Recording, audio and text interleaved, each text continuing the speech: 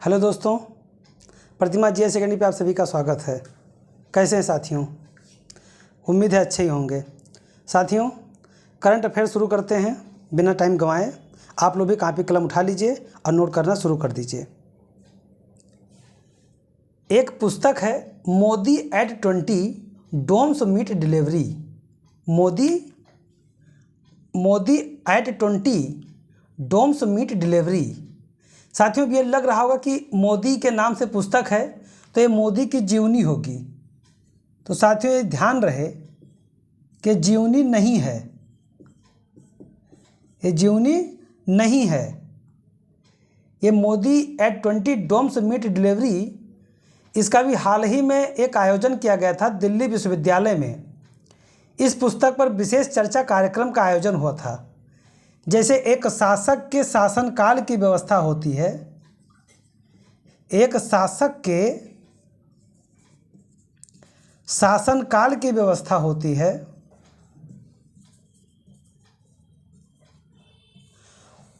और उसका एक इतिहास होता है। साथियों, ये जो पुस्तक है Modi at 20 dreams meet delivery, ये इसी तरह की एक पुस्तक है जिसमें केवल मोदी जी के जीवनी से संबंधित बातें नहीं हैं, उनके शासन, उनके मंत्री परिषद, उनके कार्यप्रणाली, इन सब पे इस पे चर्चा किया गया है। तो ये ध्यान रहे कि ये कार्यक्रम, विशेष चर्चा कार्यक्रम कहाँ आयोजित किया गया था? तो ये दिल्ली विश्वविद्यालय में किया गया था। दिल्ली विश्वविद्यालय में इस पुस्तक का विशेष चर्चा किया गया। और इस पुस्तक प्रधानमंत्री की जीवनी नहीं है, जो कि मैंने पहले बताया, बल्कि एक असाधारण किताब है।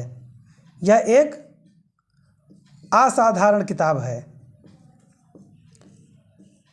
मैंने बताया कि एक शासक के भांति जिस तरह से कोई किताब लिखी जाती है,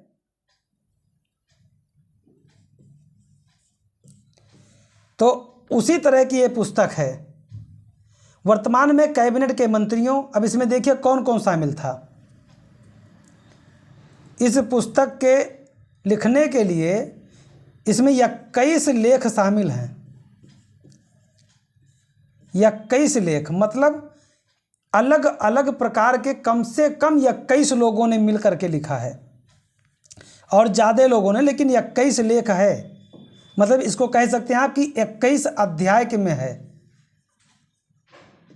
21 अध्याय में शामिल है। इसमें कैबिनेट के मंत्री,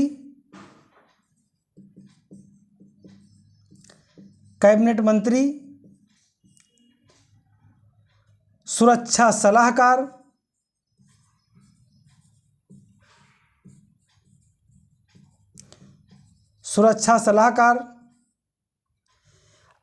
और बड़े बड़े बुद्धिजीवी वर्ग इसमें शामिल हैं। इसमें मंत्री, सुरक्षा सलाहकार के अलावा कई क्षेत्रों के लोगों ने मिल करके इसे लिखा है।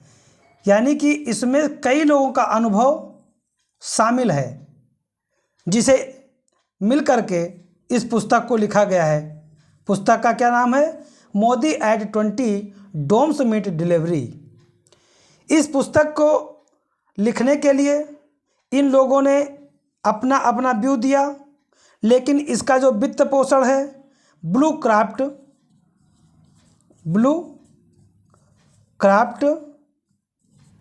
डिजिटल फाउंडेशन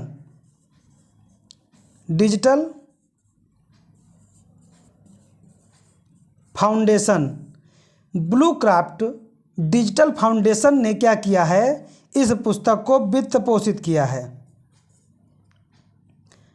वित्त प्रदान किया है। यानी कि पैसा कौन लगाया है? ब्लू क्राफ्ट डिजिटल फाउंडेशन ने पैसा लगाया है। और इसका जो प्रसारण है, इसका जो प्रकाशित किया गया है रूपा के द्वारा। साथियों, Modi at 20 dreams meet delivery, इसका जो वित्त पोषण है ब्लू क्राफ्ट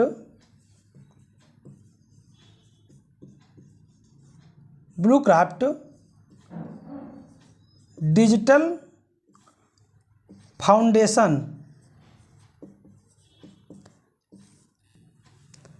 तो ब्लू क्राफ्ट फाउंडेशन, यहाँ से जो क्वेश्चन आएगा तो पूछेगा कि पैसा कौन लगाया है, तो ब्लू क्राफ्ट फाउंडेशन ने, और इसका प्रकाशित किसने किया है, तो प्रकाशित किया है रूपा ने।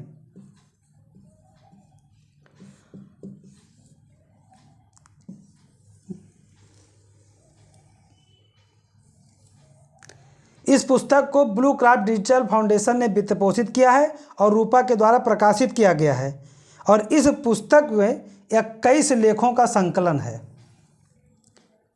अब यह ध्यान रहे सर कि मंत्रियों, राष्ट्रीय सलाहकार, सुरक्षा सलाहकार, प्रधानमंत्री के जीवनी नहीं है, तो प्रश्न यहाँ पे इतने तरह से पूछे जा सकते हैं कि Modi at 20 dreams meet delivery, प्रधानमंत्री मोदी की जीवनी है, तो आपको कहना है नहीं, गलत कह रहे हो, जीवनी तो नहीं है।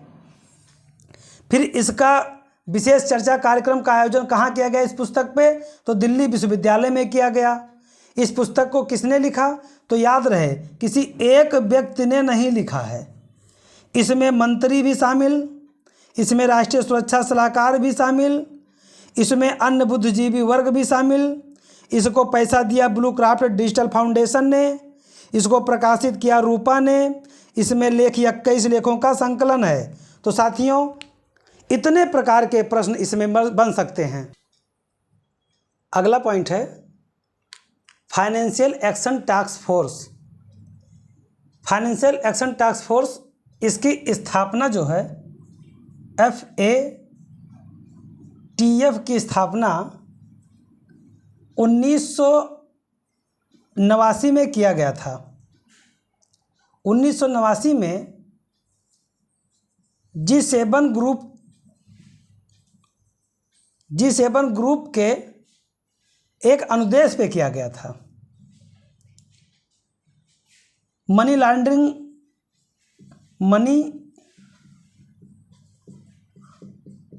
लॉन्ड्रिंग को रोकने के लिए इसका गठन किया गया था।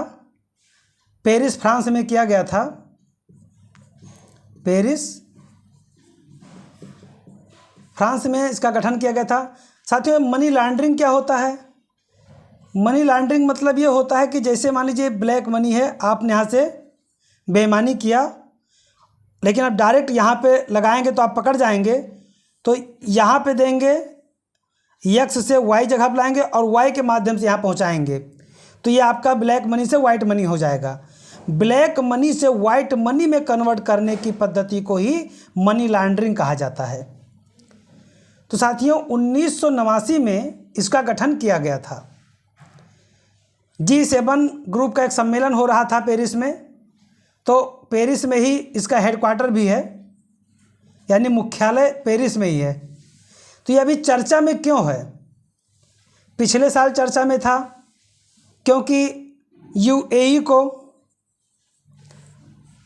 कहा गया था कि आपको ग्रे लिस्ट में शामिल कर दिया जाएगा। तो भी हाल ही में सिंगापुर के टी राजा कुमार हैं, सिंगापुर के टी राजा कुमार हैं, जिसको FTA का अध्यक्ष बनाया गया है। सिंगापुर के टी राजा कुमार, इनको FTA का अध्यक्ष नियुक्त किया गया है और ये 2 साल तक सेवा में रहेंगे।